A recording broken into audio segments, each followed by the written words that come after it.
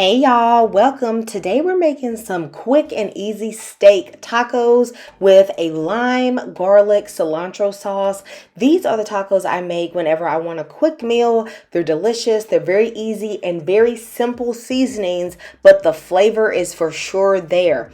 Don't forget to check out my ebook in the description box, and we're going to get started with this recipe. I am going to use 1 pound of a flap steak. I like to use this because there's a lot of fat in there, and it's a very affordable cut of steak that does not dry out easily. I am going to spray some olive oil on this steak to help the seasoning stick on the front and the back. The seasonings that I'm going to be using for this steak are really simple, but do not let it fool you. Guys, one of my favorite seasonings to use on steak is this roasted garlic and herb by McCormick. I don't know what it is, but it just has the right balance of salt, pepper, garlic, and all the herbs. It's just really awesome on any steak. So I'm going to use this generously. I also like to use a little bit of this meat magic. I just sprinkle it on. Y'all, I'm not measuring, just do enough to cover your steak. Don't add any other salt, pepper, garlic powder, nothing else. And I promise you, you will have an amazing steak. Now, to take it over the top, I do like to add a teaspoon of this Maggi seasoning on both sides. This little bit of Maggi seasoning just adds a nice umami flavor that will leave your family wondering what exactly is on this that's making it taste so good. Plus, since it's a liquid, it can really marinate and go really down into the meat really well. If you don't have this Maggi seasoning, then use a good quality soy sauce, but not dark soy sauce, and rub these seasonings on both sides. Once I have both of the sides seasoned, I am going to let this sit at room temperature for at least 15 minutes. If you can't find both of these seasoning blends, you actually can use one or the other with the Maggi seasoning. Now, I like to rub it down, honey, like you giving a little scalp massage, you know what I'm saying? Because there's a lot of crevices in this flap steak, and you want to get that seasonings down up in there, okay? Now, for this sauce, I am going to be using cilantro, garlic, a habanero from my garden, as well as some lime, a little bit of apple cider vinegar, and olive oil. If you're one of the people that hate cilantro, you can actually use parsley. I'm putting in about 5 cloves of garlic that have been finely minced, and then I'm going to chop up about 3 to 4 tablespoons of cilantro. I feel like this is giving me chimichurri vibes, you know what I'm saying? But I don't think this is like a true authentic chimichurri. Let me know in the comments if that's kind of what I'm doing here. But when I just kind of made up this sauce, I was thinking that I wanted something with the freshness from the cilantro as well as a little kick from the habanero, but I don't like those seeds, okay? Baby, you better avoid them seeds or your mouth gonna burn up, okay? But a little bit, even if you're not into spice, is really good because it just complements the other flavors. But you do want to dice it really small because nobody wants to bite into a chunk of habanero. Now, my tip, okay, for getting all the juice out of the limes, okay, because you know sometimes them limes at the store be dry, okay, and you ain't getting your money's worth, all right, is to really roll those limes first. Put a little pressure on it, okay, and then cut them in half and then squeeze them out with the citrus juicer. You will get the best bang for your buck. I'm going to use 3 limes today, but you could actually use up to about 5 if you really like an intense citrus flavor, which is really good here.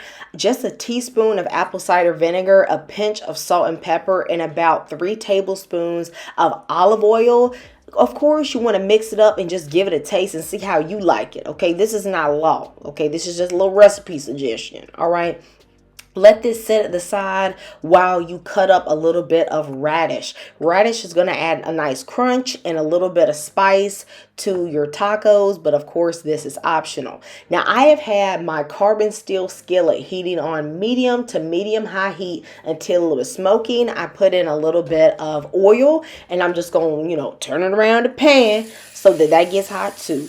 Then I'm going to put in my steak. I cut it in half just so it would fit in the pan better. But if you have a grill, baby, grill this steak because that would be the best thing. But I actually don't have a grill. I'm going to cook this for about 4 to 4.5 minutes on each side. This is a thin steak, but you don't want to flip it too much. You want it to get nice and brown and, get some really good flavor action. Now, I know y'all see that smoke, okay, honey? Smoke in the Bear would have gave me a ticket for how much smoke was going on in this kitchen from the spices getting a little burned. But I'm telling y'all, this steak was not overcooked. About 4 minutes on each side and you're good to go. I did end up taking a soaking wet paper towel into my carbon steel skillet just to get out all the spices, and I let the skillet cool down to medium low before I heated up my corn tortillas.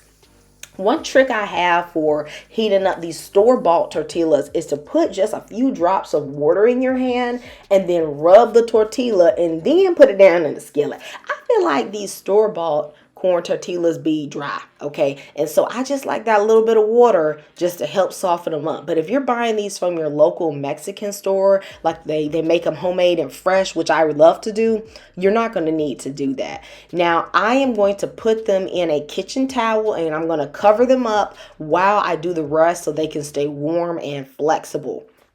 During this time, my meat has been sitting on a plate. The juices have come off. You bet not throw that juice away. Honey, I'm going to give you a whooping if you throw them steak juices away. Okay, that is flavor. All right, so what I'm going to do is I'm going to cut this steak 2 ways. First, I'm going to cut off a little snack, okay, because y'all know the chef get a little snack first, all right, because we've been up in here working hard, all right, and then I'm going to cut my steak in half and I'm going to cut it in slices against the grain. Some people will like those strips, and then I'm going to take those strips and I'm going to toss them back in the steak juice. That's how you're going to get the flavor back in the steak. Now, another thing you could do is to cut your steak into cubes. That will actually probably be a little bit easier for kids if you just kind of cut it into some nice bite sizes for them so they ain't got to do too much work.